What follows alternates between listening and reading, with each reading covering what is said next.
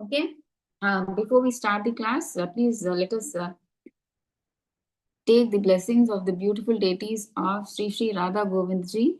Sri Radha Govindji ki jai. Okay. So today we are in the 17th chapter, the divisions of faith, Shraddhatraya Vibhaga Yoga. Shraddha means the divisions of faith, depending on the modes. Okay. So today we'll finish all. See, it's this basic understanding. Okay, like what is the food? The different kind of food we have to eat in different modes. How are the sacrifices to be performed? Austerity, charity, and above all these three is the conclusion. Om Tat Sat. So what is that? We'll see that also. Okay. Okay. So one's mode determines one's activities, faith, and worship in the modes. So earlier we discussed, right, depending on the modes, in 14th chapter we saw the different kinds of modes, right, how modes affect us and everything.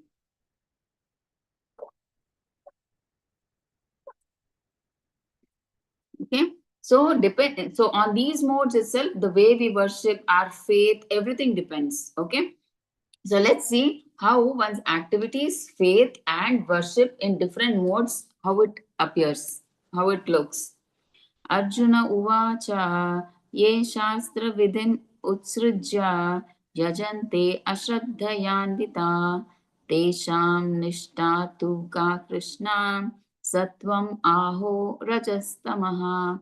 Arjuna inquired, O Krishna, what is the situation of those who do not follow the principles of scripture but worship according to their own imagination? Are they in goodness, in passion, or in ignorance? So Arjuna is asking those who don't worship according to the scriptures and do whatever they want, I mean, whatever comes to their mind and they think that is right. Okay, such people, like what, like in which category do they come? Do they come in goodness, passion, or in ignorance? One who does not follow scriptural injunctions is an asura, demon. So yesterday in last chapter we saw it, demonic and divine qualities. Asura, he doesn't follow the scriptures. He thinks he is great and he does whatever he wants, whatever comes to his mind. Okay. So one who follows the scriptural injunctions is a deva or demigod. Arjuna asked Krishna the position of one not following some rules in the scriptures. Okay, is worship of human as gods, worship in goodness, passion, or ignorance. See, some people, they worship the humans as gods. Okay, so that worship I mean, we see many people right nowadays, because they have some siddhis or mystical powers, they say they are gods. And these people, ignorant people, because they don't read the shastras, they're in ignorance. Just because that person shows some magic, they think he's god. Okay, such worship, Arjuna is asking, is it worship in goodness, passion, or ignorance? Do such persons attain real knowledge, thereby highest perfectional stage of life? So, such people, do they get do they get the real knowledge and do they go back to Godhead? So, Arjuna is asking Krishna. See, some people like Scientology, it's a type of religion, like how we have Hindu, Muslim, like that, right? This Scientology is also a kind of religion. So in that, they have a deity named Flying Spaghetti Monster. So that is their deity. So it is unimaginable. They just create their own deities. Okay, so this is against the scriptures. So they manufacture their own deities, their own religion, whatever comes to their mind, and they put some rules and regulations, and they do. So that is not correct practice. It's against the Vedas. Okay, against the Shastras.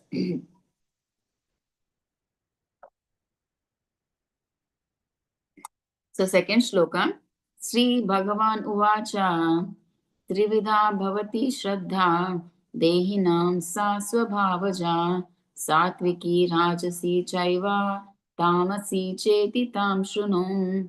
The Supreme Lord said, according to the modes of nature acquired by the embodied soul, one's faith can be of three kinds.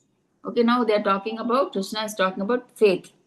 Faith can be three kinds: goodness, passion, or ignorance. So now hear about these. So what is you can see in the picture, right? Like Sattva, in this world, Sattva, Gnani, Mukti, Brahman. He's Gnani, Kami, and Bhakta. Three are there. But finally, we should come to the stage of Bhakta. Okay, Karma Yoga or Gnana Yoga, they may be good. They may be, what do you say? They may ultimately lead, even from karma, you can come to bhakti yoga, but and Gnana to bhakti yoga. But the best of all is coming directly into bhakti yoga. Okay, and why should you just go take the steps and follow the difficult process when you can directly take the lift or the elevator and reach Supreme Personality of Godhead? Okay, so now let's see what exactly is. So actually, we should come into Shuddha Sattva. See, these three modes are of material nature. Okay, so we should rise above these material nature, the modes, not even goodness. We should come to Shuddha Sattva. So you see in that white chart, right? Shuddha Sattva is Bhakti Yoga. Bhakta is in Shuddha Sattva. Okay, so he attains Bhakti, Prema, and Krishna. So if you're in Sattva Guna, you are in, you gain knowledge, Gnana, Mukti, and then you go to Brahman. Okay, Rajas means you have a lot of desires, passions. So they do karma kanda, karma. They do rituals following the Vedas, and they do all these, and they accumulate pious credit, and they go to Swargaloka. Those that is Rajas. So forget about Tamas. Tamas is like, they're totally in ignorance. They don't follow the scriptures. They don't know what they're doing. So that's why that is not at all mentioned here. So only we can see here Sattva, Rajas, and above the material mode is Shuddha Sattva. That is Bhakti Yoga. Okay. 11. So what are they saying? Due to laziness, some do not follow the rules and regulations laid in the scriptures. Such arrogant persons are governed by the modes of material nature. Okay? Because of laziness, whatever is said in the scriptures, they don't follow. So those people are, uh, such arrogant persons are governed by the modes of material nature. Their specific natures depend on their previous acts in the different modes. However, the natures can be changed by a bona fide spiritual master. See, we may be in the mode of goodness or passion or ignorance, but when you come under the charge of a bona fide spiritual master, he can change all these three to Shuddha Sattva by giving you the knowledge of Krishna consciousness. Okay? So one must abide by his rules. So whatever the Guru says, you must abide by his rules and follow the scriptures. So one will gradually, if you do like that, follow the instructions of the Guru, what will happen? One will gradually change from ignorance to goodness, or from passion to goodness. With diligence, at least those people who are in that tamoguna and rajoguna, they will at least come by following the instructions of Guru to the mode of goodness. Okay. With diligence and intelligence, one can attain higher modes of nature. Okay. So that is what they're saying. Slowly, slowly, with the help of a guru, if they follow the instructions of the guru with diligence and intelligence, they can come from passion and ignorance to at least goodness, they can come. Satvanu, the third shloka, Satvanurupa sarvasya Shraddha bhavati bharata Shraddha mayo ayam purusho yo yat shraddha sa eva saha. O son of Bharata, according to one's existence under the various modes of nature, one evolves a particular kind of faith. Okay, so depending on your mode, you get a particular kind of faith. If you are in goodness, you have one kind of faith. You are in ignorance, you have one kind of faith. Passion, one kind of faith. So the living being is said to be of a particular faith according to the modes he has acquired. Okay, based on the type of faith one associates with specific type of persons. Every living being is a fragmental part and parcel of Supreme Lord, hence originally transcendental to modes of material nature. So actually the soul initially is in Shuddha Sattva, but on being conditioned by the material nature, forgets his relationship with the Supreme. Okay, but when he leaves that spiritual world and he's thrown into this material world, he's covered by these three gunas. He's no longer in that Shuddha Sattva stage. Oh, Shuddha Sattva means you're on the spiritual platform. But when he comes to this material world, he is governed by the modes of goodness, passion, and ignorance. Okay, that's why he forgets, because he's in Maya, he forgets his relationship with the Supreme. So one's faith and existence becomes absolutely material. So he thinks only about himself, his sense gratification, and not satisfying the senses of Krishna. So that is how his faith changes. It becomes totally material. Okay, to re-establish the forgotten relationship with the Lord, one has to be cleansed of material contamination too through Krishna consciousness. So if we want to again come back to that Shuddha Sattva stage, so we have to practice Krishna consciousness. Shraddha, faith, comes out of the mode of goodness. In the contaminated conditioned life, there is no pure goodness. See, in the material world, there is no Shuddha Sattva or pure goodness. Okay, in material world, only these three gunas, we are tied by three gunas. Okay, of which the highest and the best is mode of goodness. Okay,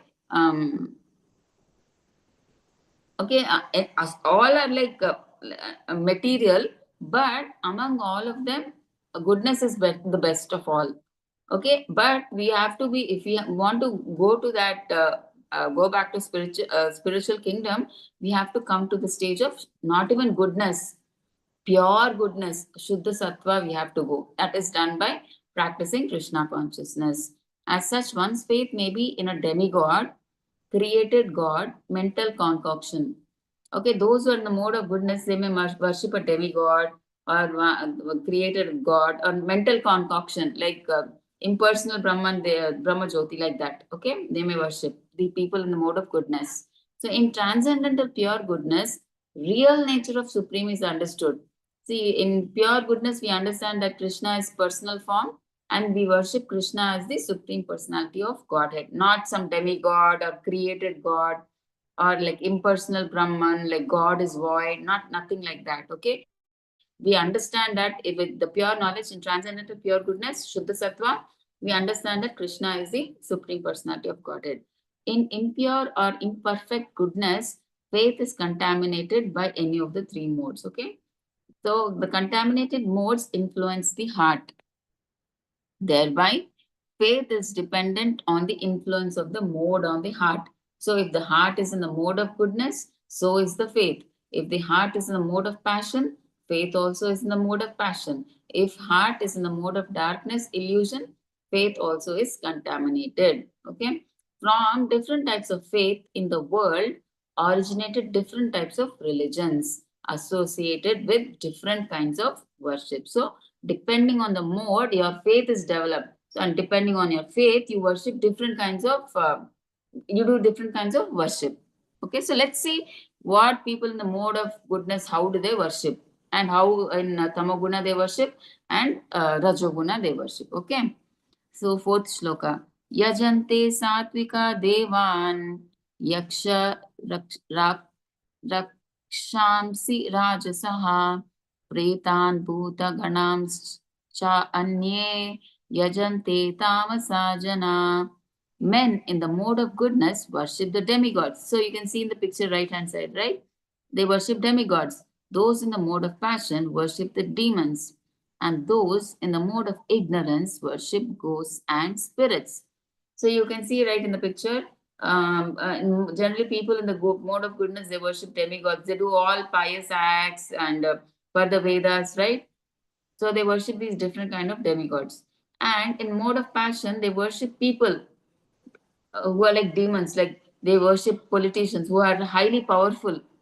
Like for example, you know Hitler, right? Hitler was also very powerful. They used to bend before Hitler if they wanted some SEVA service. They wanted some of their work to be done. Nowadays also we see, right? We bend before politicians because one phone call if he does, our work will be done.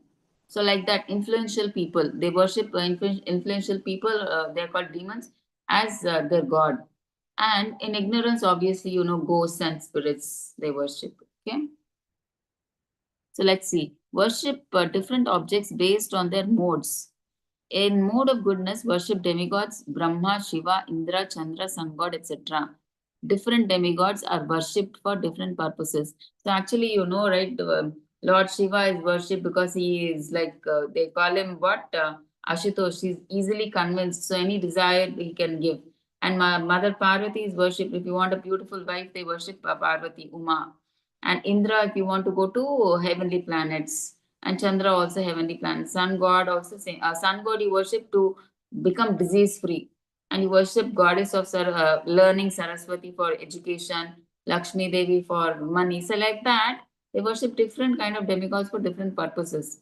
Different demigods are worshipped for different purposes. And in the mode of passion, demons are worshipped. Example Hitler. Okay. In the mode of ignorance, people worship ghosts, dead men, and tombs. Okay. In the modes of passion and ignorance, a powerful man is selected to be God. So that's what he said, right? In passion and ignorance, they don't go to God. Because even if they go to God, they say get the same thing. But even if they go to this politician also, they'll get the same thing. So they think that this is better. They can see that person, and I think we can even discuss directly. So these people, that's why they think these people can fulfill our needs. So they are God for us. They think worshipping God or anyone see is all the same. Same results they will get. That's why they worship these politicians or great powerful persons or influential persons.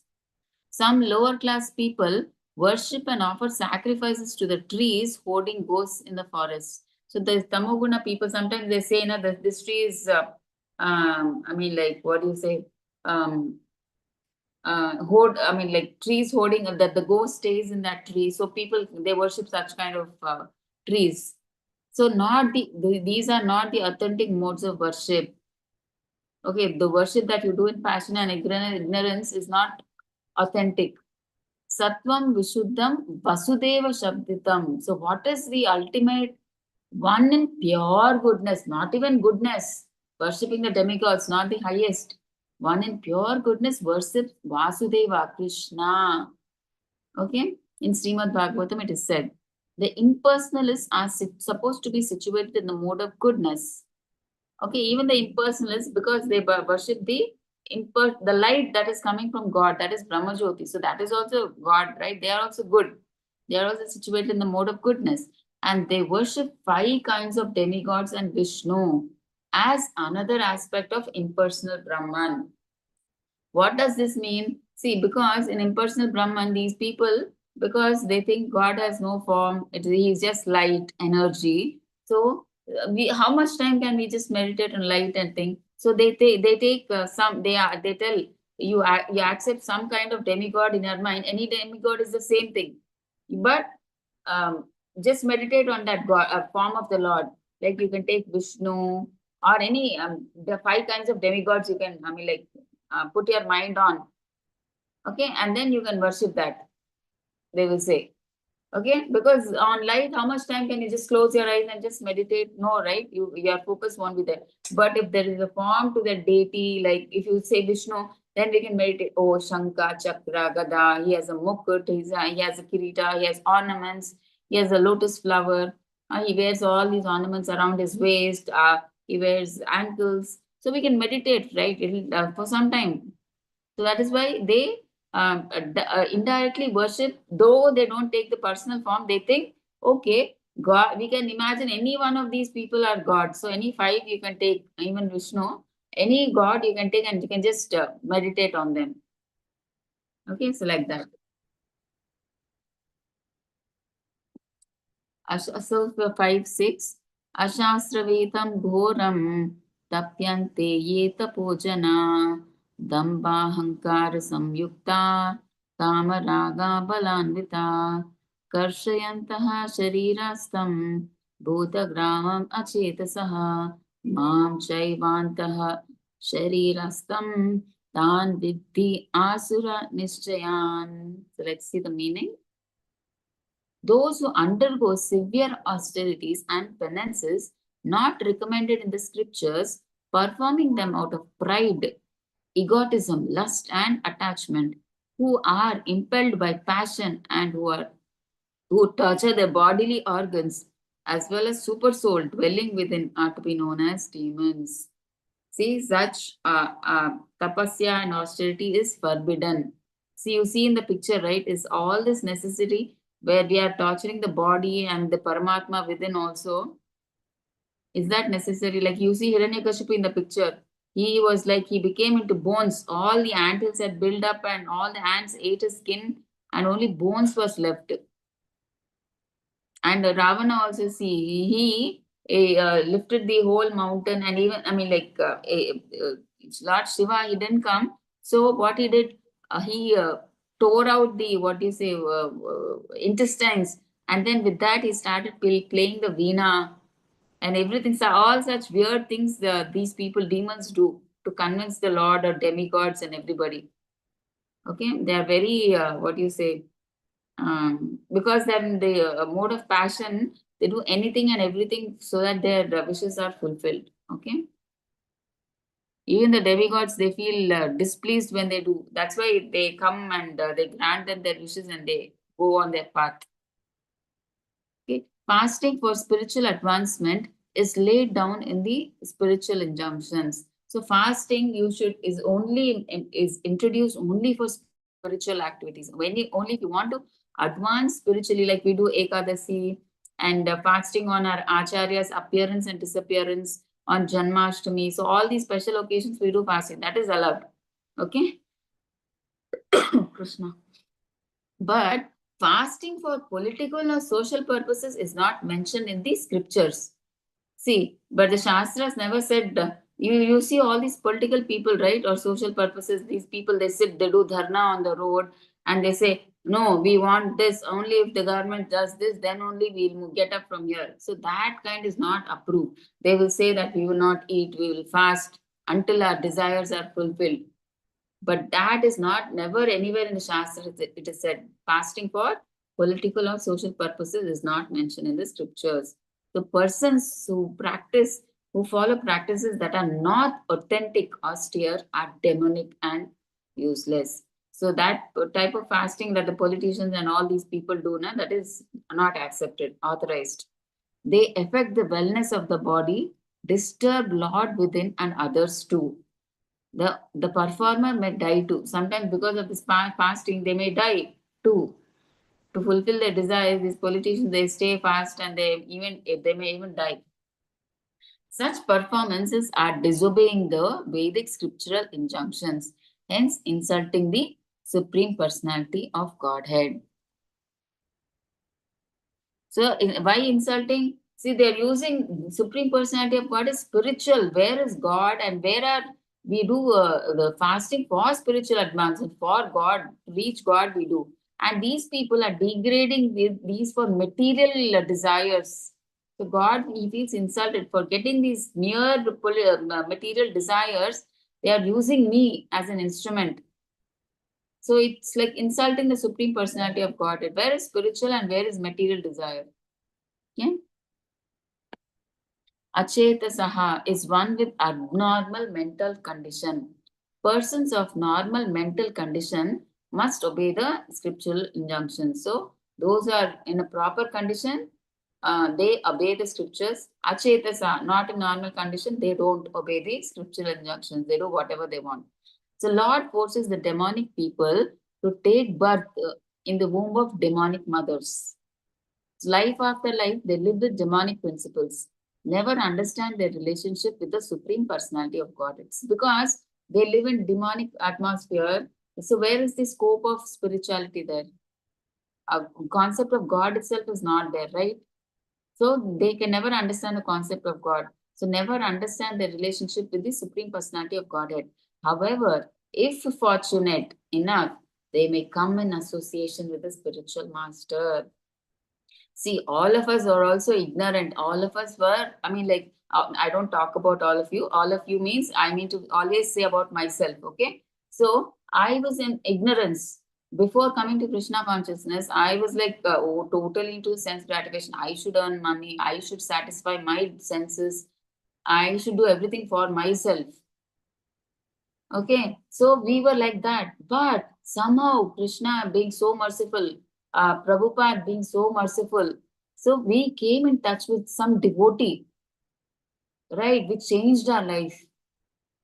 Right, for every one of us, a devotee, by Krishna's mercy, by Prabhupada's mercy, we got in touch with a pure devotee, a senior Vaishnava or a devotee through book distribution or prasadam distribution or be it anything. When you went into a temple during the morning Mangalarti or to the temple, you came in touch with a devotee somehow. But all of us, we came in touch through devotees and we started a devotional life, right?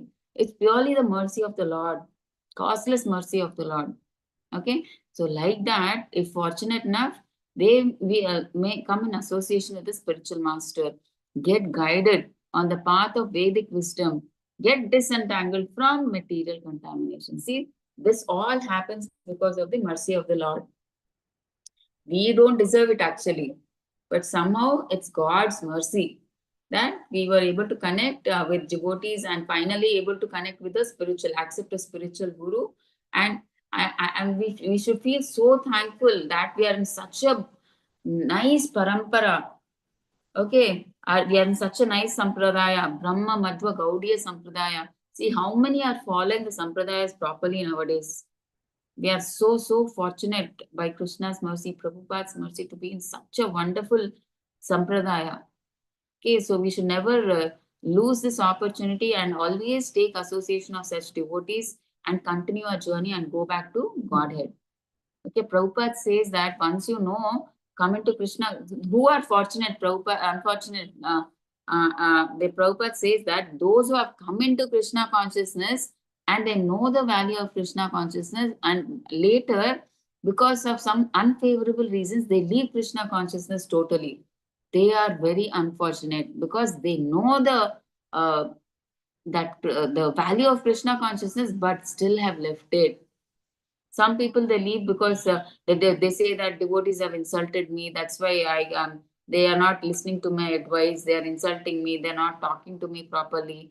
Some silly reasons they will tell and they will leave Krishna consciousness and go away. But what Prabhupada is saying, see, Prabhupada and even this Prabhuji, I forgot, Prabhupada's disciple. Hmm, Once, see, a disciple of Prabhupada, he recently left his body to go to Golok Vrindavan. So he also says that as long as you are in the boat of ISKCON, you are safe. If you leave the boat of ISKCON and jump into the water, that is it. However, how many ever waves, strong waves come, you have to stay in the boat. Okay, stay in the boat of ISKCON, stay in the association of devotees, whatever may the reason. But you will be helped. I mean, like you will go on that boat, even though it has strong waves. If you just stay in the boat, that boat will take you to kingdom of God. But if you jump in the middle, who can help? If you jump out of the boat in the middle, who can help? You are bringing your own destruction because of small, silly reasons. Right? So Prabhupada says, bear the insults. It's okay, but still stick on. Be in the boat of ISKCON throughout your life, till the end of your life. Bear insults. Think it is just a test for you to upgrade yourself or whatever. Think it is a lesson. Because everything, see, if that insult is coming to you, it is coming through. I mean, like Krishna knows that this is happening. So if it has come to you, it has happened through the will of Krishna. Maybe there is some lesson for you to learn from it. Not take it in a negative way and leave ISKCON and go away. Okay, any bad situation that comes in life in through ISKCON, you bear it, Prabhupada says. Okay, bear it and just continue in the association of ISKCON. Then you will surely go back to Godhead. Okay. 17.7. Aharastu api sarvasya trivido bhavati priyaha yagnastapastata danam tesham vedam imam shrunum. So now they're telling about the different kinds of the foods that you have to eat in. The people that eat in different modes. What are the food they eat? Okay. And along with that, they tell what are the And according to the modes, what are the sacrifices they do, austerities they do, and charity they do. Okay. Even the food each person prefers is of three kinds, according to the three modes of material nature. The same is true of sacrifices, austerities, and charity. Now, here of the distinctions between them. Okay, so now Krishna will tell about these.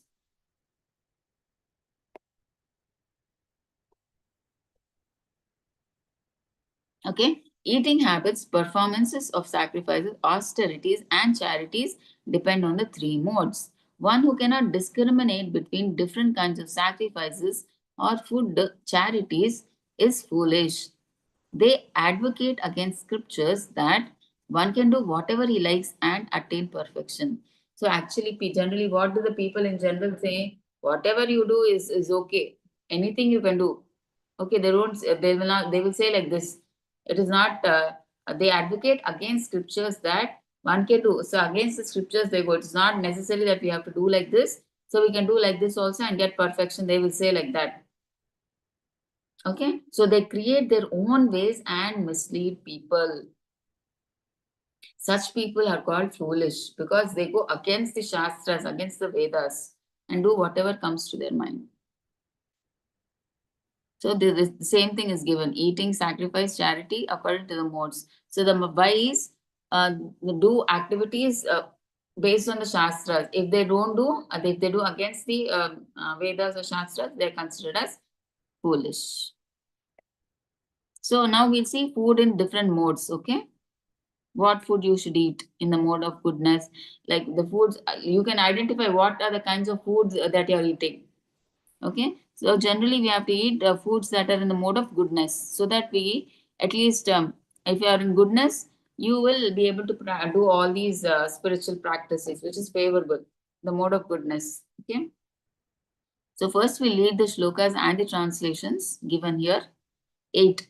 Ayu Sattva Balarogya Sukha Priti Vivardhana Prasyaha Snigdhaha Sthirahridya Aharaha Satvika Priya.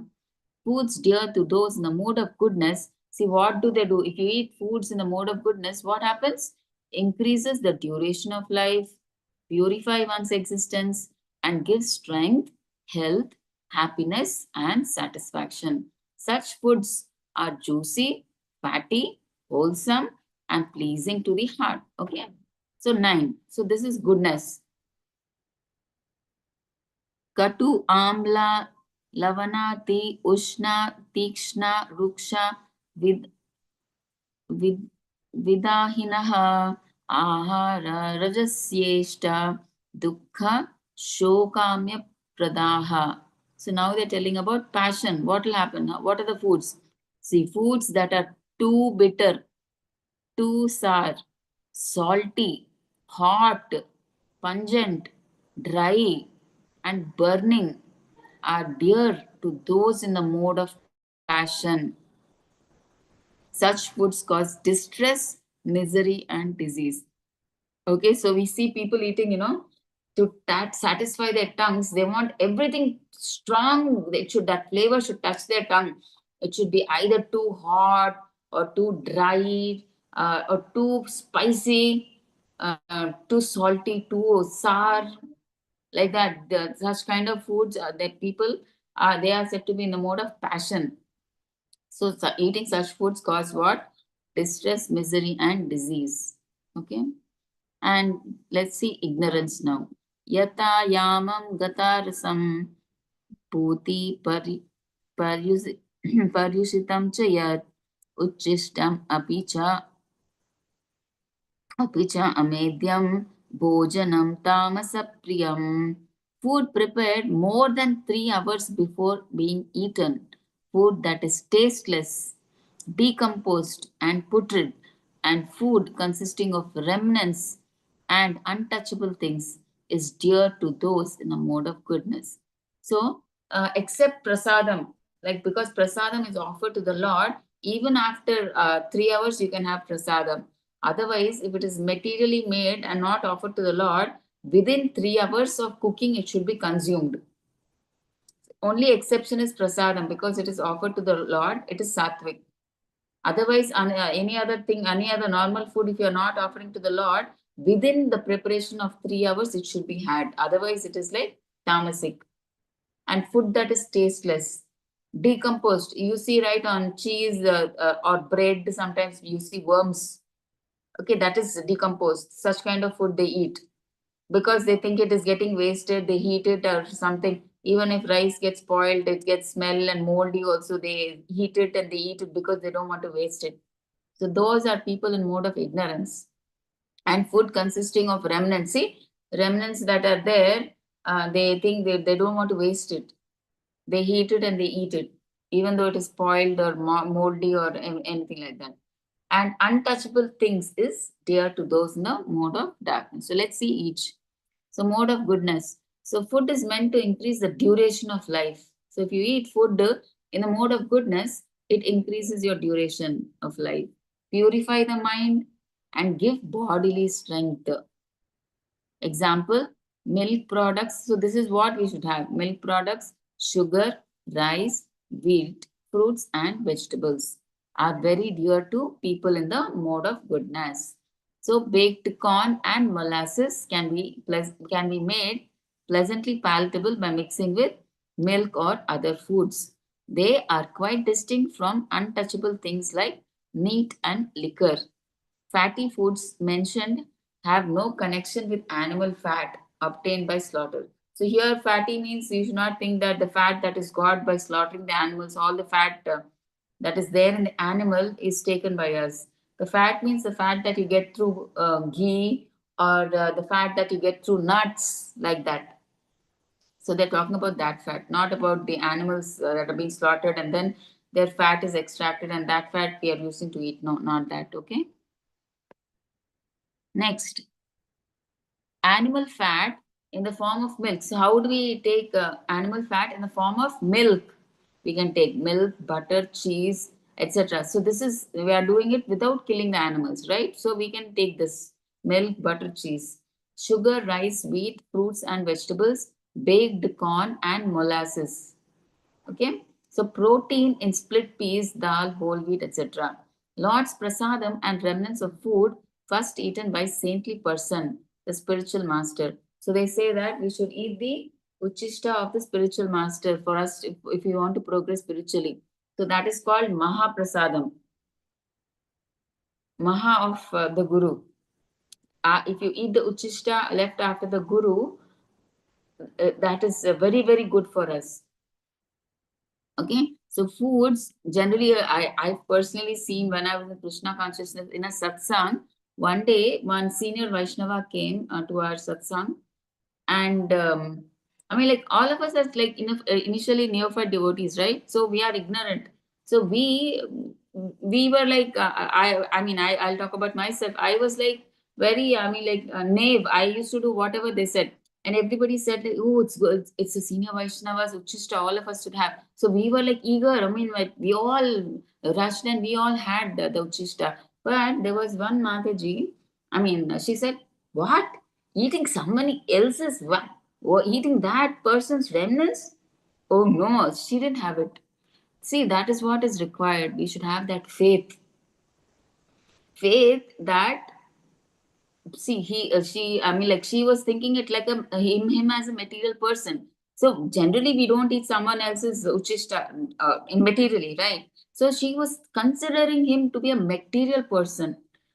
Okay, he was a senior Vaishnava. He was actually some a guru. I mean, like ISKCON guru. I forgot that person's name, devotee's name, senior guru's name.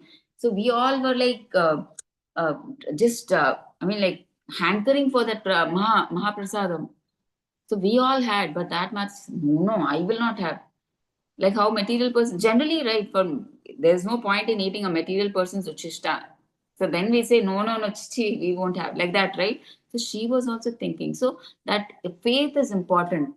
Okay, so we should have faith that the prasadam will purify us because when we eat their uchishta, we will get their thoughts in us. See, they are always thinking about preaching about Krishna consciousness, how they can uplift the people.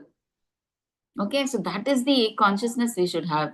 Not we should not think materially that, oh, he's a material person, why should I have his uchishta? Because they don't understand the value, they think if they are the normal material person, and why should we have their uchishta? Okay, like that. So it's totally depends on our consciousness and how we take it. Okay. So foods in the mode of passion are bitter, too salty, too hot, or mixed with too much red pepper. So we in Krishna consciousness generally we abide, because you have to offer it to the Lord also, right? You can't give too much spicy; it will burn the tongue of Krishna, right? So you should give everything like in a normal range. You should not give too hot or too spicy things like that. So we give normal things, not too bitter, not too salty or too hot. It will burn Krishna's tongue, right? So when they have Krishna or Radharani or Jagannath, whomever you're offering, so it should not burn their tongue, okay, like that. So we should be careful. So reduce it. What happens? It reduces the mucus in the stomach, leading to disease. If you eat such kind of food, that mucus in the stomach will reduce, okay, leading to disease. Okay. So foods in the mode of ignorance. Foods cooked more than 3 hours before being eaten, except prasadam. Okay, prasadam even after 3 hours it can be had, because it is the Lord's uchishta. So kept over foods may cause infection or disease. Like breads, like we bring outside from the bakery. So if we keep it, we after some days it may mold may form, right? But some people, they take that part out and they heat it and they eat it still. So because of which you may get, we may not be able to see on the infection on the bread, but that bacteria will still be there. Okay, so it may cause infection or disease. Palatable to persons in them. So such kinds of foods, because they don't want to waste food, even though it is spoiled, whatever, but still they will have it. They will somehow find a remedy. They will heat it and they will remove that part that is spoiled, and then remaining they'll have like that. But still, they don't want to waste it like that. Okay. So palatable to persons in the modes of ignorance, rejected by those in the mode of goodness. So goodness people who are in the mode of goodness, they don't eat such kind of stale food. They eat only prasadam, and such food is generally had by ignorant people in a mode of ignorance. So the best food is the remnants of food that is offered to the Lord.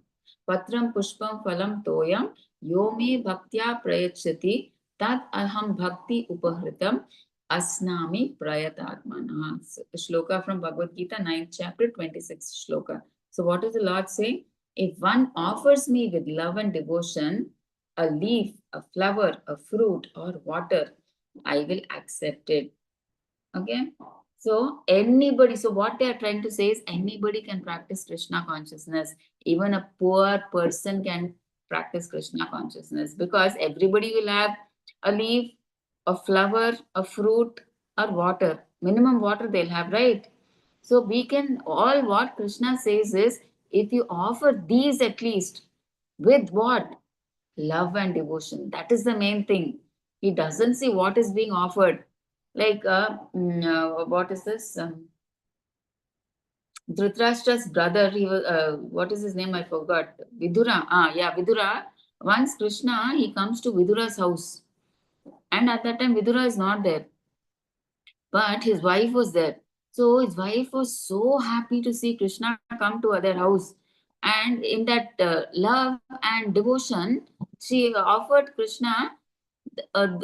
Actually, she thought she was giving the banana fruit, but what she's doing, she's throwing the fruit and she's giving the chilka, the whatever that peel, to Krishna to eat. In the happiness, she's not knowing what she's doing. But Krishna, he understood with so much love and devotion, she's giving that peel. So he eats that peel. Okay, so he sees not the food that is being given. That doesn't mean we don't give food. I mean, like we give food, whatever per our capacity, we have to give. So we are just telling that main focus is with love and devotion. That is the main thing that Krishna sees. He does not care. I mean, like we materialists are giving cheap food for him. He in the spirituality, yeah, the spiritual kingdom, crores of Lakshmi Devis are serving him. What food we can prepare compared to Radharani and all the Lakshmis? Why should he come and eat our horrible food? So the main thing that he sees is with how much, that doesn't mean we don't offer anything. Per our standard, we should offer Krishna whatever best we have. But the main criteria is we offer with love and devotion. So anything offered to the Lord must done with utmost devotion and love for him to accept. See, in this material world only, if a guest comes, how much care we take? Yeah, we sit nearby only. Please have this, please have this, please have some more of this, please have this. So much we tell, right? So, how much more careful we should be when we are serving the Lord, right? So, that is important. So, the prasadam should be prepared as per scriptural injunctions when it is said to have become transcendental. See, these are the foods you can see, right? Topmost left corner is the goodness, the mode. All the first three you can see on the left hand side, right? They are foods in the mode of goodness. Okay, and in the middle you see passion.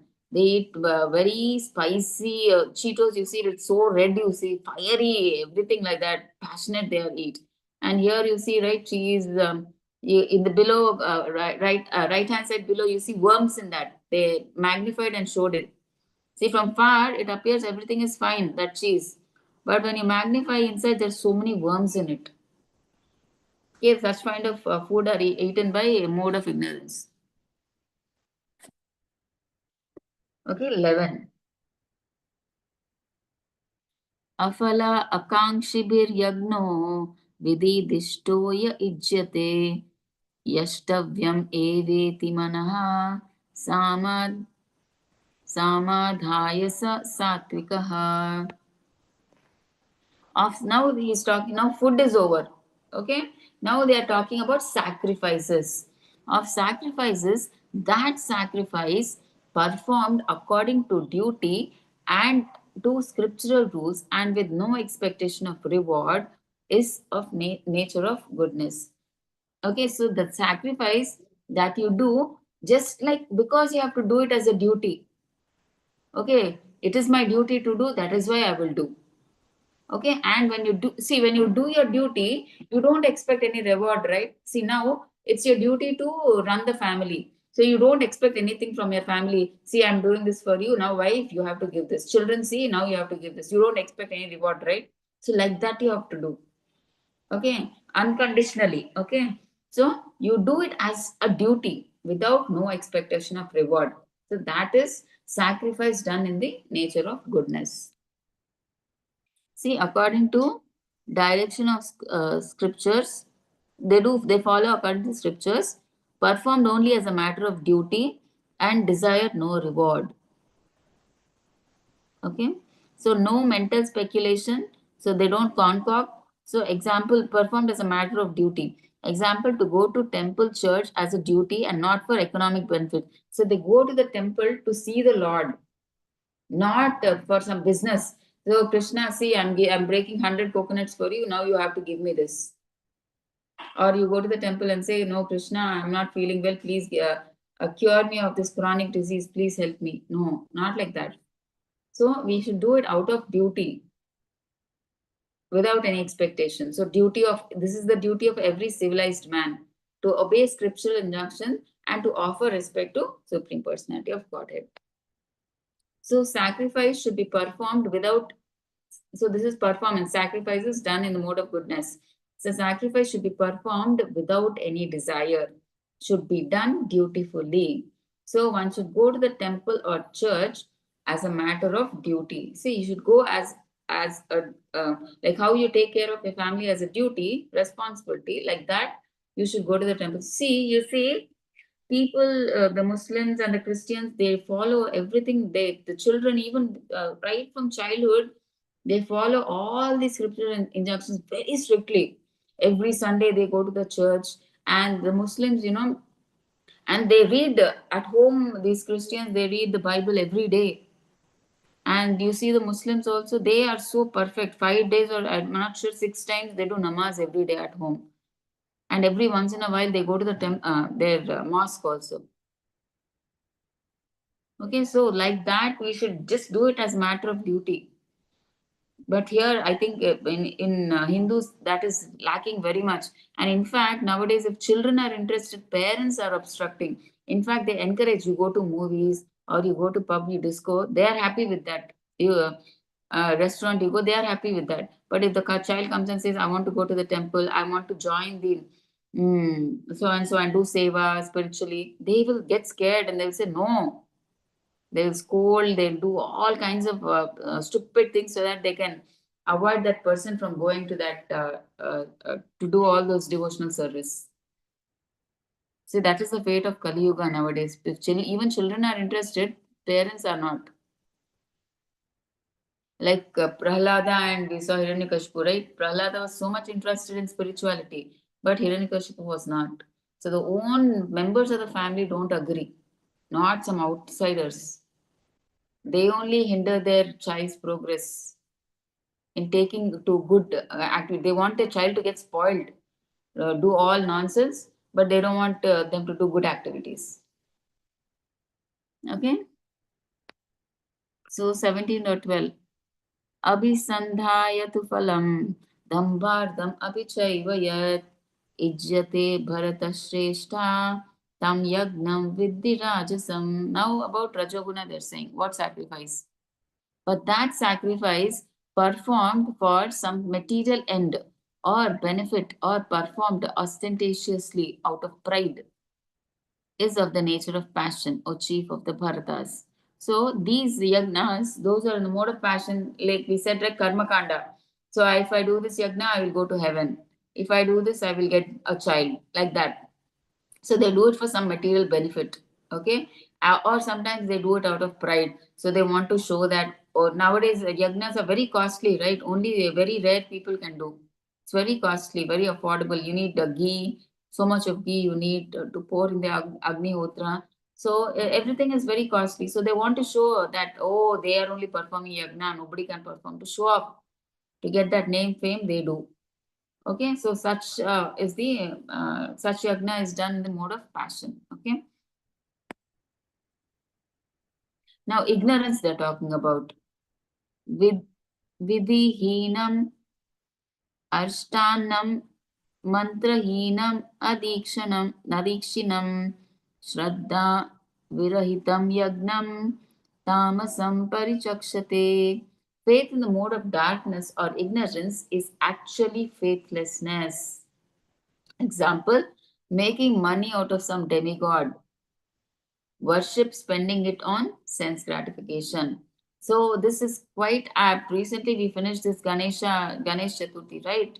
So the Ganesha especially is the worship is in mode of ignorance. Worse than that, they put these deities of the Ganeshas and they put music, Hollywood, Bollywood. Oh God, what kind of music? Horrible dances they do, and all this is like they want people to come and they give donations. With that, they gratify their senses. So that is not allowed. That is in the mode of ignorance. So that is not allowed in scriptures, especially now even in Dasara also. That's the main thing. They collect money and for their sanskar. That's why they do all this dandiya. This is all nonsense actually. Late night dandiya. Which god or goddess said all this? This is all nonsense actually. Putting loud music, disturbing others' sleep, and it's like they say this dandiya is basically. I've heard in one Prabhuji's lecture. It is just a what do you say? What do you say? A boy and a girl coming together for marriage. He proposes you when you get a boy and girl come, right? It is just to get attraction between a male and a female. This dandiya, these 9-10 days, every day, evening, night, it happens. They wear, it seems, nice dresses. Especially, even if they don't have food, they are not bothered. They rent clothes for these 9 days, it seems, to attract the opposite sex. And it seems that during this time itself, many abortions happen. See how horrible the festivals have become. It is not, there is no concept of God there. Everybody they are doing to satisfy their senses. That's it. Okay, so all this is in the mode of tamas, ignorance. Okay. produce a demonic mentality absolutely harmful to human society.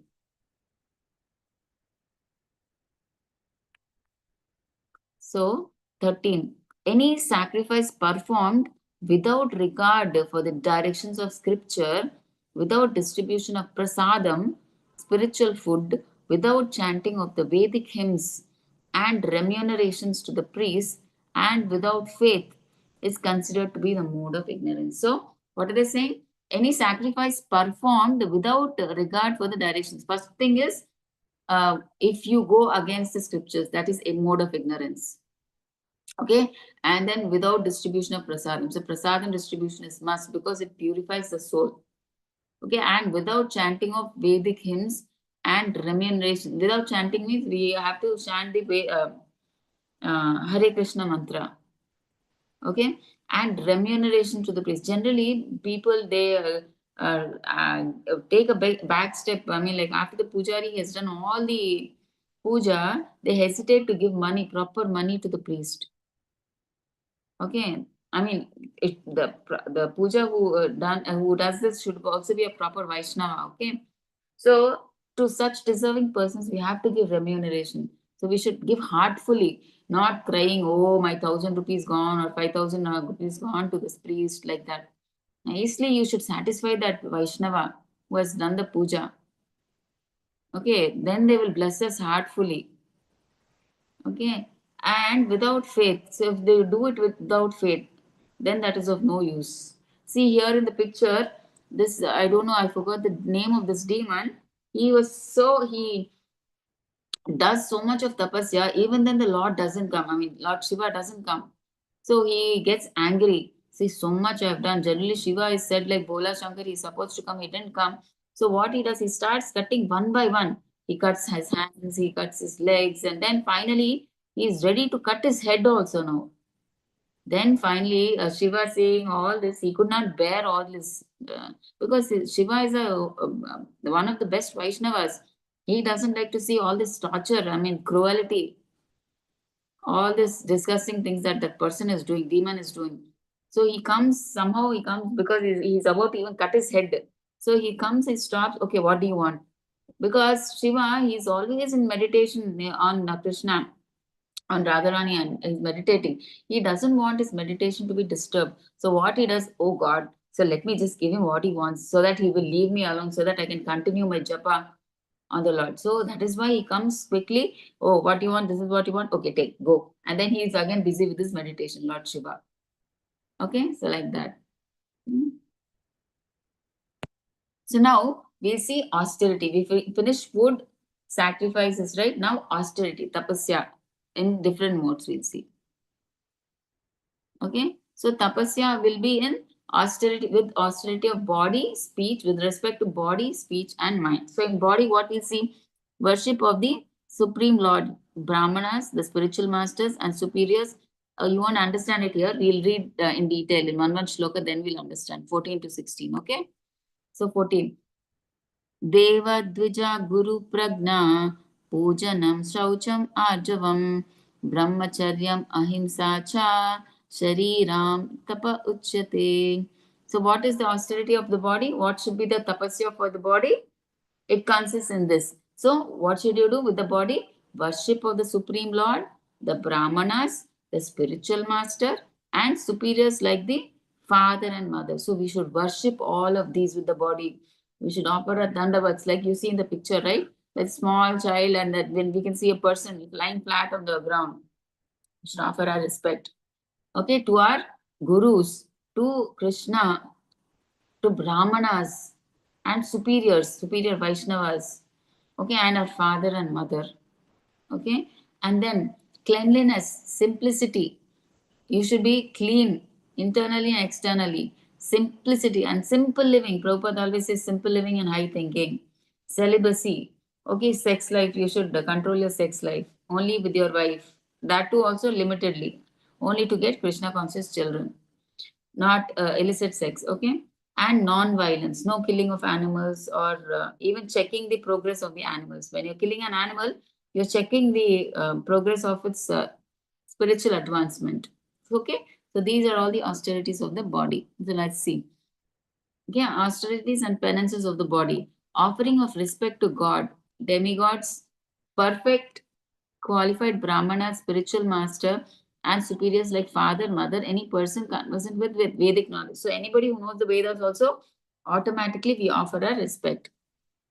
And external and internal cleansing of the body, simplicity in behavior, abstaining from doing anything not sanctioned by the scriptural injunctions. So we should not do anything against scriptures. And abstinence of sex outside marriage. So observance of celibacy.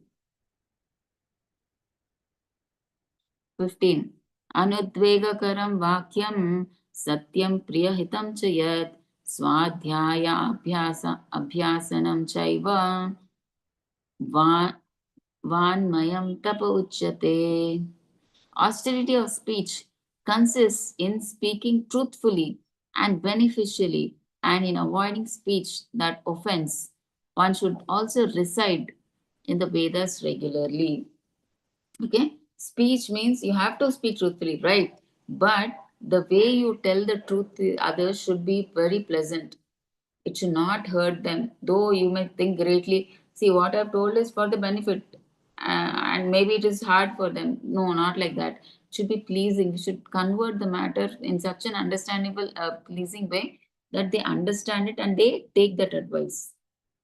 Okay. One's speech should not agitate others' minds.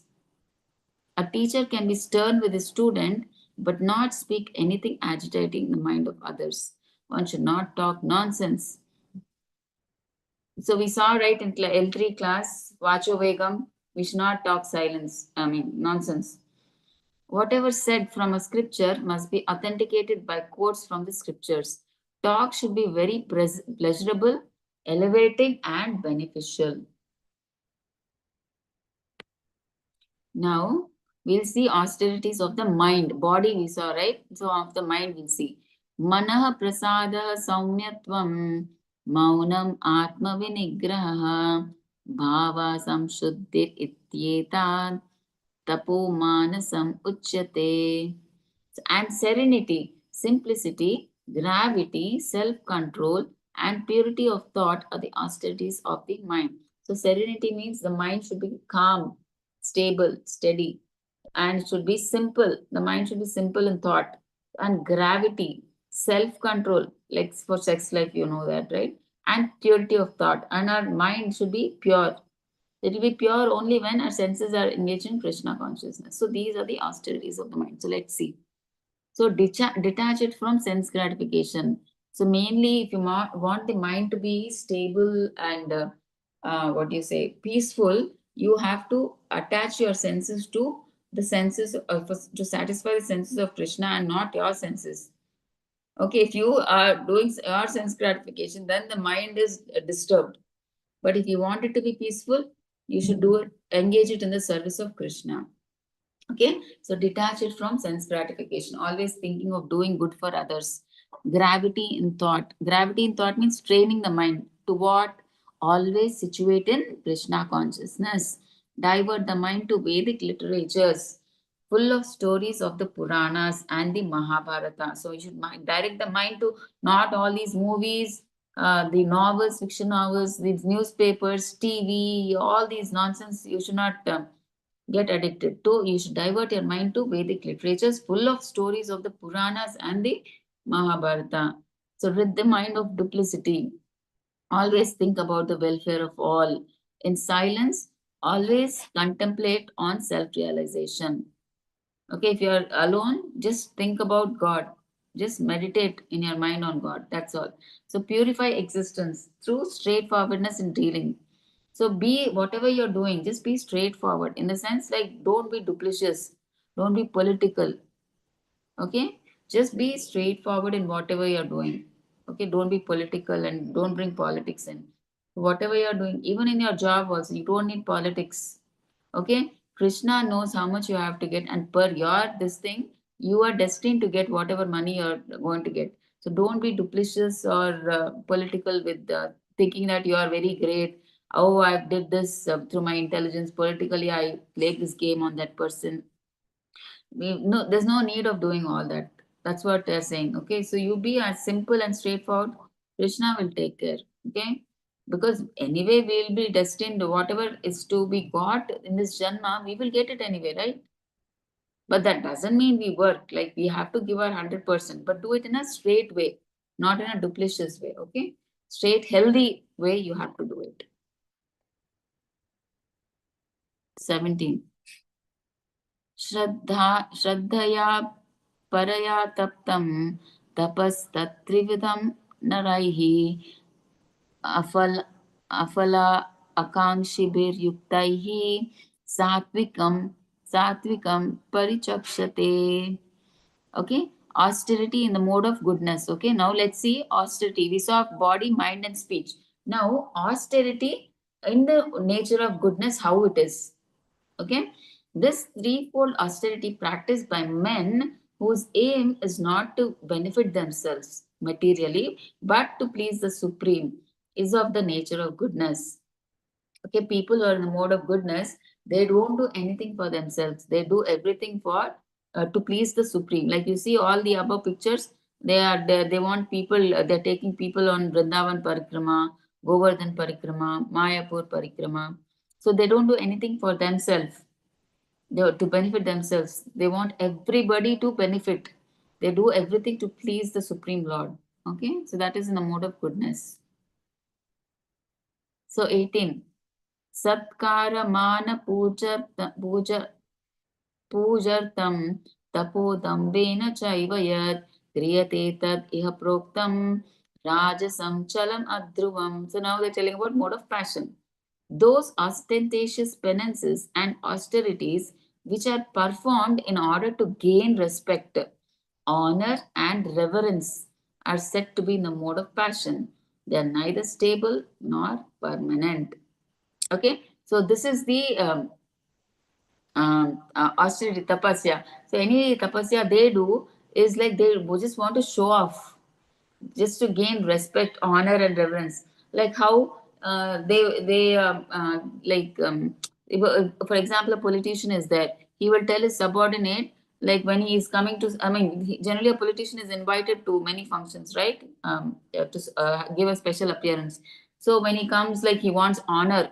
Like he comes to the program just not so that everybody see him for name, fame, and he wants him to, the person who's coming to wash his feet and give a shawl, a garland. He expects all this. Okay, he wants that credit, fame, name, everything, respect. He wants gain, honor, everything.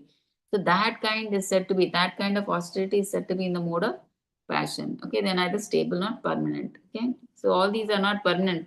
Once you're out of that position, nobody even cares for you, right? So like that. So next, now they're talking about ignorance, austerity in the mode of ignorance. Muda grahe natmanaha yad pidaya kriyate tapa parasyutsya परस्योत्स्य अदनार्थं वा तत्तामसम् उदाहृतम्.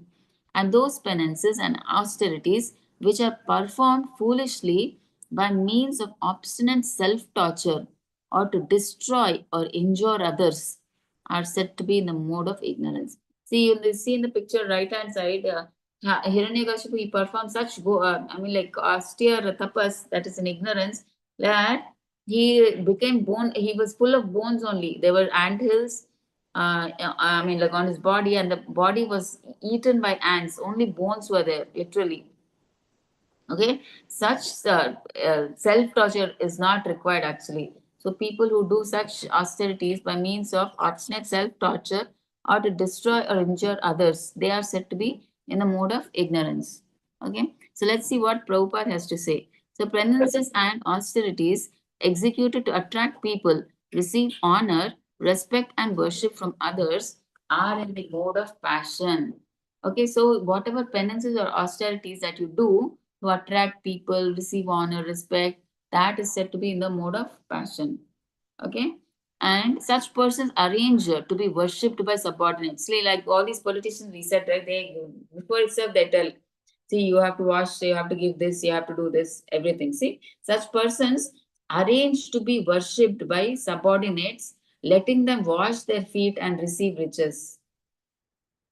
Okay, and then they give something like as if they are donating something to that charitable organization. Okay, they call some charitable organization calls them. So when they these people, politicians, they come. So those people of the charity institution, he offers a nice garland, a shawl, nice chair to sit, and they wash their feet. And then this person, after everything is done, he behaves as if, oh, he may give 50,000 or 1 lakh or 2 lakhs as donation to that charity. Okay, just for name, fame, he does all this. He comes. Okay. Now we'll see charity in the modes. Okay. So charity in goodness. So charity in goodness means what? Given out of duty without any expectation of return. Okay. So you just give it out of duty. You give it. You don't expect anything. That is the charity which you are giving in goodness. You don't want any respect, you don't want any fame, nobody. See, the charity done is goodness is like even the third person, nobody knows. That is the kind of charity. Okay, see, you can some people, directly they go to the temple, they don't want anybody to know. Directly they drop it in the hundi without anybody's knowledge, because finally ultimately God knows that we have done, and we are answerable to God, not to these people, right? So that is actually the charity that is done in goodness. Nobody, even the third person, only it's just between you and you know it, and suppose you are giving it in the temple, it's just you, nobody else knows it, right? If you are giving it to some annadanam, something like that, then it is you and just that person you are donating that amount to, just between those two. Not that the paparazzi comes and everybody, all the newspapers come, these people come, and you want so much fame and name and everything like that. No, not like that. So even the third person should not know what you have done charity. That is the charity in the mode of goodness. But nowadays, especially during the COVID, you see in Facebook and Instagram, they put pose, and they I mean like they put the vegetable food in a cover, and they the poor people and the person who's given in a photo like this, and then they post it on Instagram and Facebook. They donate food. So that is in passion. They want name, fame, everything. So like that.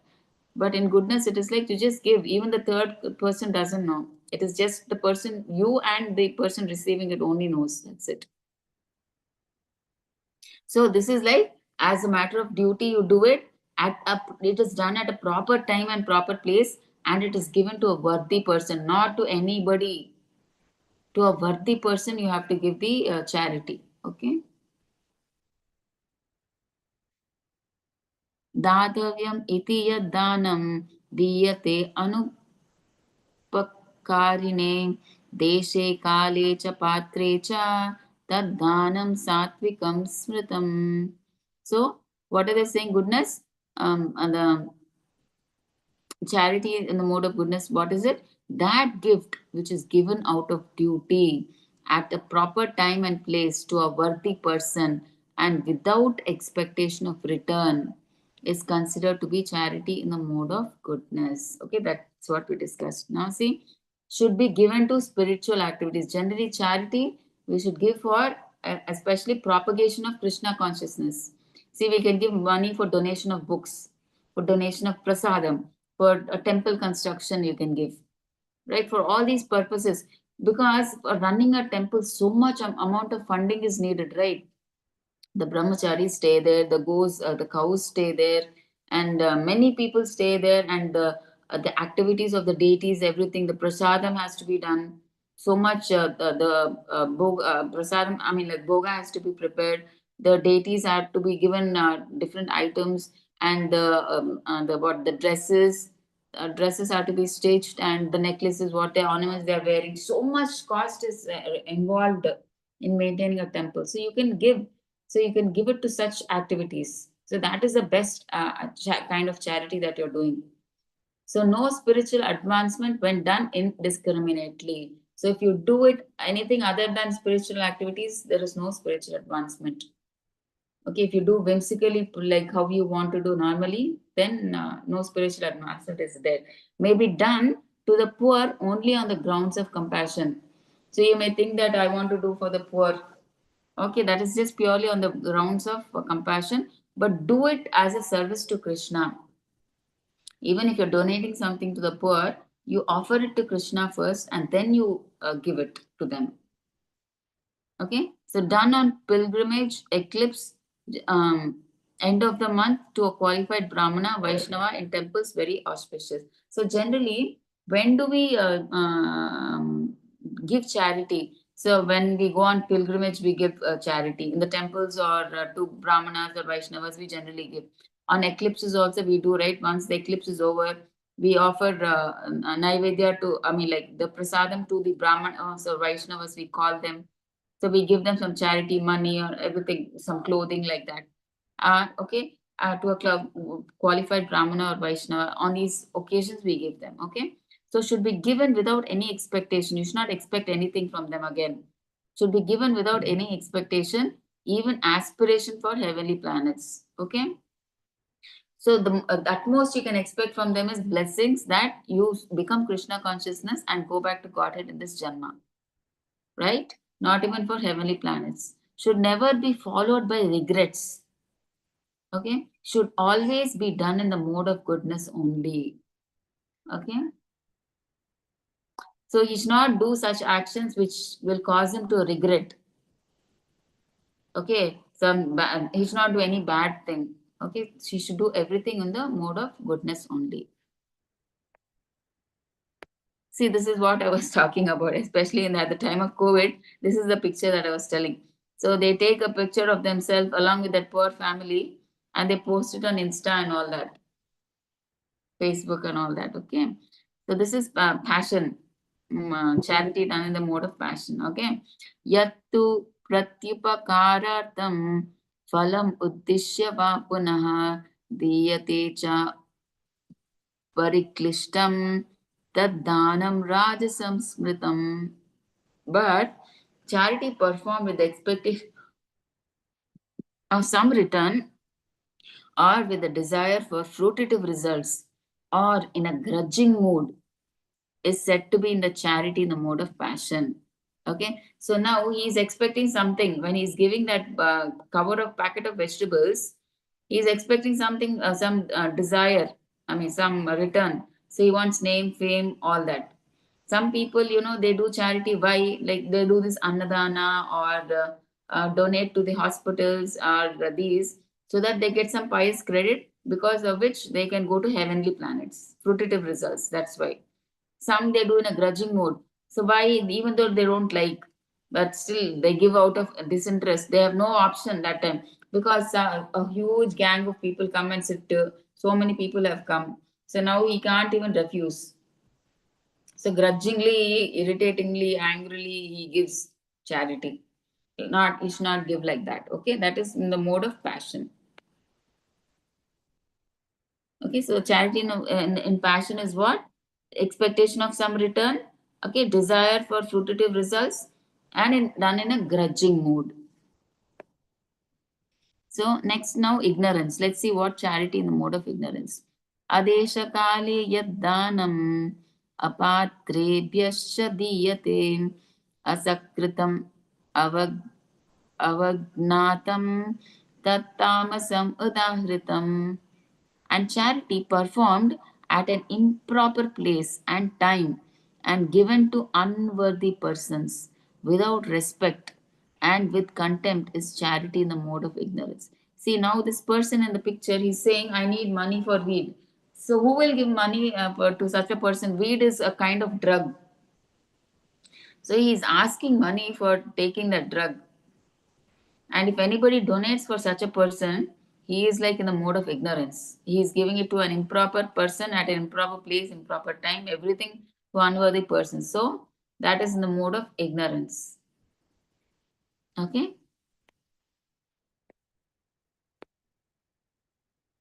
Okay, so same thing is said here. So now the conclusion. So we should, Om Tat Sat means above all these modes. Om Tat Sat means it represents the absolute truth, the Supreme Personality of Godhead. Okay, that is in Shuddha Sattva. So we should rise above these modes to the transcendental platform. You should do everything for Krishna. Okay? Not on the material platform. You should come to that transcendental platform. Okay? So now let's see the conclusion. So 17.23. Om Tat Sat iti nirdesho brahmanastrividah smritah brahmanastena vedascha yajnascha vihitah puram. From the beginning of creation, the three words Om Tat Sat were used to indicate the supreme absolute truth. So Om Tat Sat means it indicates the supreme absolute truth.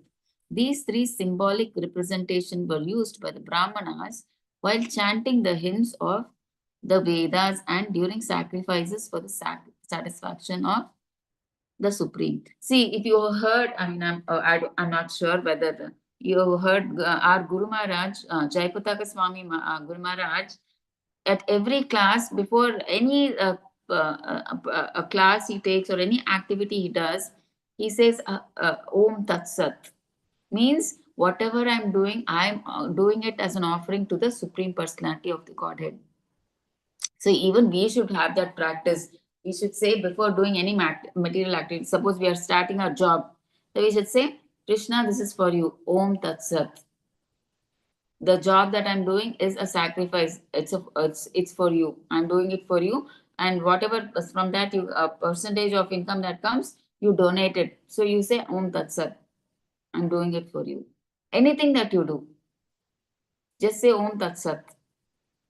Means I'm doing it as an offering to you, Krishna, like that.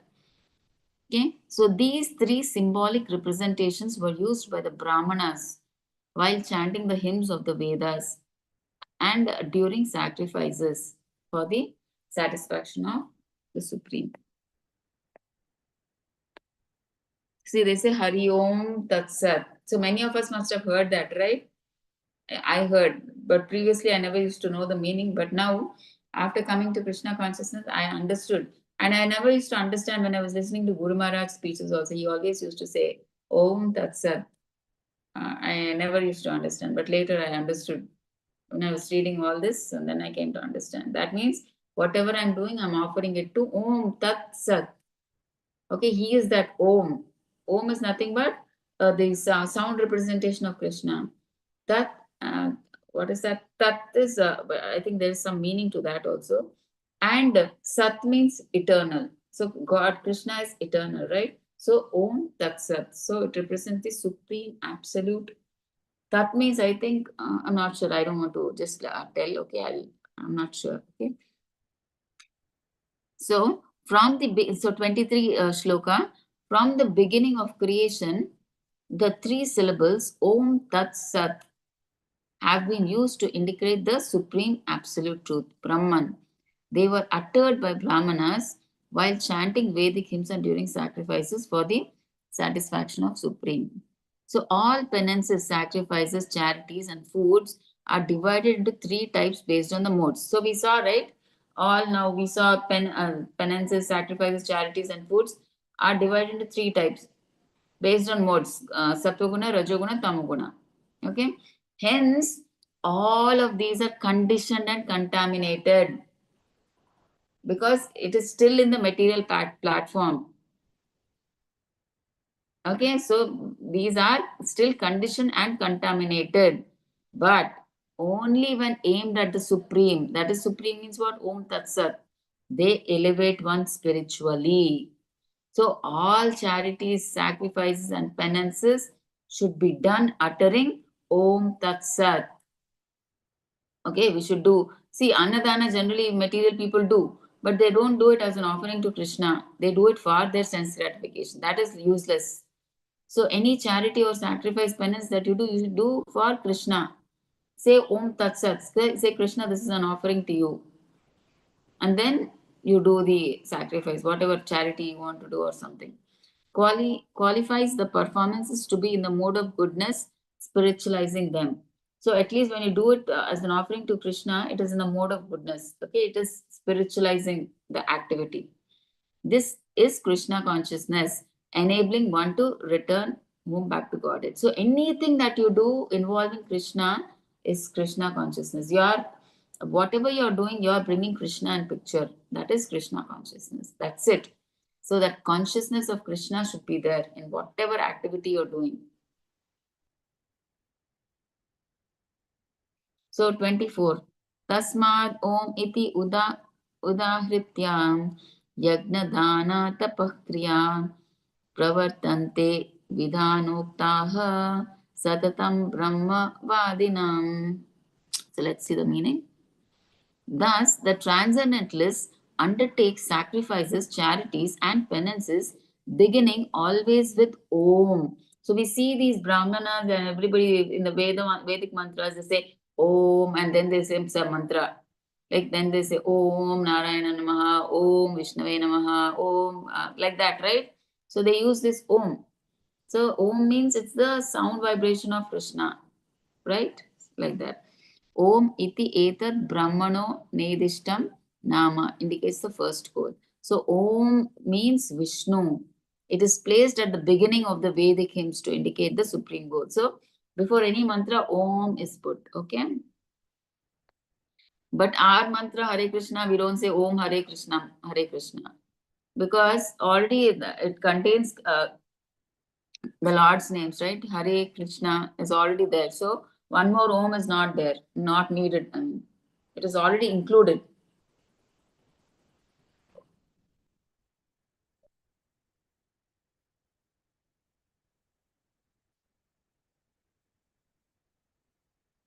Okay, so let's see 25. Tat iti anabhisandhaya phalam yagnatapakriya dana kriyascha vividaha kriyante mokshakangshibihi. Without desiring fruitive results, one should perform various kinds of sacrifice, penance, and charity with the word tat. See now, third tat they are telling. What is tat? Okay, Om is what we saw earlier. It is the representation of God, sound representation, and it is used in the shlokas. And they put Om in the beginning, representing Vishnu. Now, Tat they are saying what? See, without desiring fruitive results, one should perform various kinds of sacrifice, penance, and charity. So, whatever sacrifice or penance that we do, our charity that we do, we should do with the word Tat. Okay, so the purpose of such transcendental activities. So when you do any charity or where any where you desire any fruitive results or sacrifice, penance or charity, when you say that, you get freed from material entanglement. So freeing yourself from material entanglement means you are going back to Godhead, right? So when you do any of these activities, just start with the word tat. Okay. So 17 or 25. So one should perform sacrifice, penance, and charity with the word tat. The purpose of such transcendental activities is to get free from the material entanglement. So tat means tat tattvam asi in Chandogya Upanishad 6.8.7. Okay. Tat describes the detached work for the sake of liberation. Okay, so whatever sacrifice you are doing, that is you are doing in the name of that God, Krishna, for the sake of liberation you are doing. So you want to get free from material entanglement. Okay, so these activities are done regardless of material results. So you don't expect any result because you're doing it for Krishna. So you are doing it selflessly for satisfaction of Krishna, not for your satisfaction. So that will cause liberation, such kind of activity. Okay, 26, 27. Sad bhave sadhu bhave cha sad iti ityetat prayujyate prasaste karmani tata sad chadbah partayujyate yagne tapasi dane cha sthiti sad iti cha uchyate karma chaiva tad arthiyam sad iti eva vidhiyate. So let's see. So here, prashaste karmani is prescribed duties. So there are many purificatory processes from the time of conception to the end of one's life. So we know, right from the time of birth till death, we have many purificatory processes. So why do we do with these purifications when the baby is born? We do one celebration, like one, what do you say, one purificatory process. When the child comes to 6 months, they do one anaprasana, and when 9 months come, they cut the hair, they give stitch the earrings. That is one sacrifice. And then 11 years they do this thread ceremony for boys. So there is and when the lady gets to conceive, they do this garbhadana samskara. So all these different samskaras are there. Okay, right from child to at the end of the life, when we die also, that cremation is also one kind of samskara we have to do, right? So all this we have to do. So these are meant for the ultimate liberation. These samskaras that we do are meant for the ultimate liberation of the living entity. So uttering Om Tat Sat is very auspicious, hence recommended during their performances. Sat Bhave is acting in Sattva, Krishna consciousness, and in Sadhu Bhave, Sadhu means devotee, is one who is fully conscious of the activities of Krishna consciousness. Transcendental matters become very clear in the association of devotees. So we can understand these spiritual matters only when we are in the association of devotees. Otherwise, it's very difficult for us to understand. Satam Prasanga is without good association, one cannot achieve transcendental knowledge. When initiating a person or offering the sacred thread, Om Tat Sat is vibrated. So in performances of yagnas, the object is the supreme, right? We say yagna bhokta, right? Vishnu. So that's why they say Om Tat Sat. So the offering is for Vishnu. Tad Ardiyam means offering service to anything which represents the supreme, including cooking prasadam and helping in the Lord's temple, broadcasting the glories of the Lord. Okay, so Tad Ardiyam. So Om Tat Sat are sacred words used to perfect all living activities, making them complete. Because when we say Om Tat Sat, we are offering our activity, whatever we are doing, to the Lord. So it is perfect and complete. Okay, 26, 27. See, the absolute truth is the objective of devotional service, right? We want to satisfy or please Krishna. And it is indicated by the word Sat. Okay, Sat means eternal.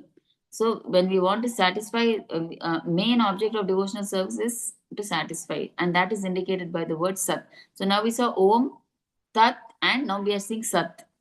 These works of sacrifice, of penance, and of charity, true to the absolute nature, are performed to please the Supreme Person, O Son of Pratha.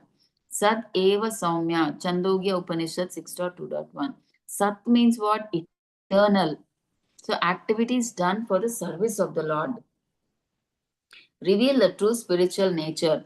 In such activity, the performer of action becomes eternal.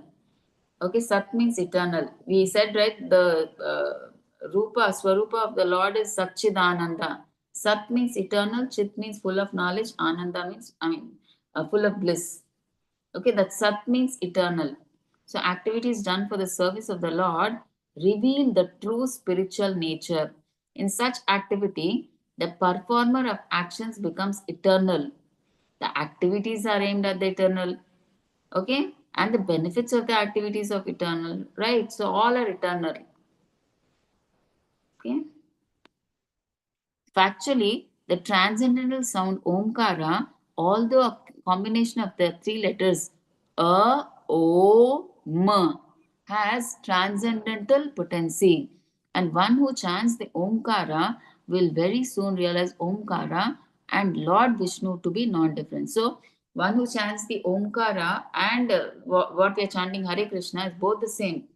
And Lord Vishnu is also same. Okay, all the three are not different. Okay, so akara refers to, say in the Om, right? O M, Om. We say, right? In that the akara refers to Krishna. Okay, who is Sarva Lokaika Nayakaha.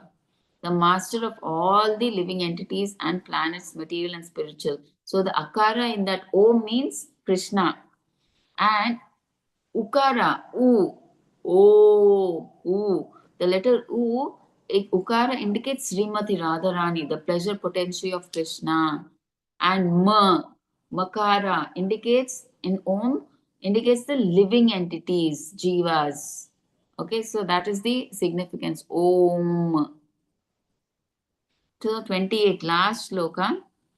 Ashraddhayahutam dattam tapastaptam kritam chayat asad itti uchyate partha na cha tat pretyo no iha.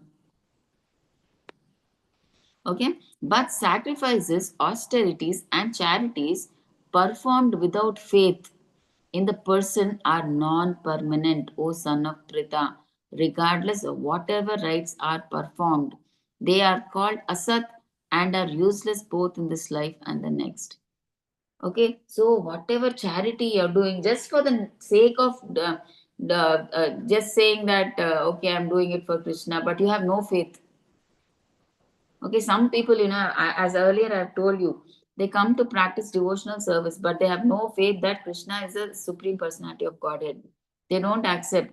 See, because different people have different concept of God, right? They may think Lord Shiva is God, but somehow because they think Krishna is also God, Shiva is also God, supreme personality of Godhead, they think any God we worship, any we do seva, it is the same result is same. So that's why they come to Krishna also, and similarly they do. So such kind of seva that you do is Krishna is telling is it's useless without faith. If you do that is non-permanent, and it is regardless of whatever rites are performed, they are called asat and useless both in this life and the next. Is saying. So let's see what Prabhupada says in the explanation. See, sacrifice, charity, and penance done without transcendence in focus is useless and abominable. Okay, so everything should be done for the Supreme in Krishna consciousness under proper guidance. So, Vedic scriptures proclaim faith. See, faith in the Supreme is most important. So, the goal of all Vedic instructions is the understanding of Krishna. So, austerities done in goodness are better than those done in mode of passion and ignorance. Right? That is correct. Because when you're in goodness, there is a chance that you can move above to Shuddha Sattva, to pure goodness. But if you're in passion and ignorance, it is not possible. Okay. So out of these three also, best are the performances in Krishna consciousness, Shuddha Sattva. Okay. They are transcendental to the three modes. Okay, the Shuddha Sattva. So conditioned people worship demigods, ghosts, or yakshas like Kuvera, elevating gradually. Okay, so the normal material people, they worship demigods, ghosts, and yakshas like Kuvera. So the important message of this chapter is you should have faith. First, you should develop that faith.